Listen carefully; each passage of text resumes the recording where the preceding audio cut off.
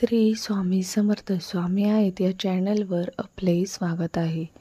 वटसावित्री व्रताच्या दिवशी करा या गोष्टी, वैवाहिक जीवन राहील सुख सौभाग्यदायक.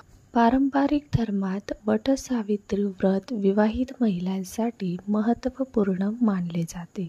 या व्रताच्या प्रभावाने कुटुंबात सुख समृद्धी येते. हे व्रत 21 जून रोजी साजरे होणार आहे. असे म्हटले जाते की हे व्रत पाळल्याने घरात सुख समृद्धी येते, तसेच पतीला दीर्घायुष्य लाभते. या दिवसाबद्दल ज्योतिषशास्त्राने अनेक नियम सांगितले आहेत. या नियमांचे पालन केल्यास पूजा पूर्णतः फलदायी होते.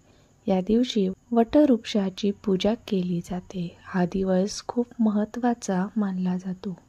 वटसावित्रीचे व्रत ज्येष्ठ वैशाख महिन्यातील अमावस्या आणि ज्येष्ठ महिन्यातील पौर्णिमेच्या दिवशी पाळले जाते.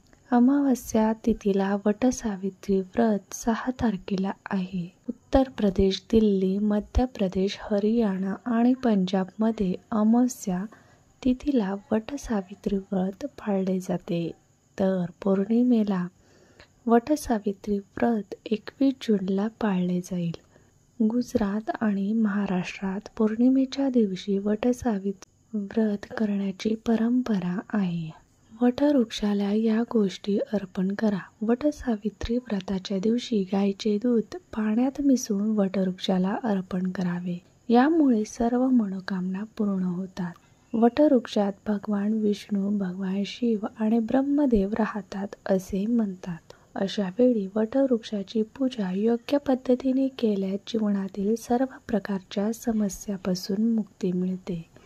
वडाचे मुळाजवळ अभिषेक, पुरुष सूक्तासह षोडशोपचार किंवा पंचोपचार पूजन व आरती करावी.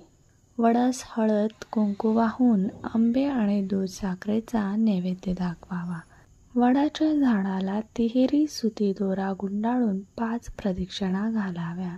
हे झाड देवाचे प्रतीक मानले जाते. वटवृक्ष सकारात्मक ऊर्जा प्रसारित करतो. अशा वेळी व्रत नसतानाही वटवृक्षाची पूजा करावी.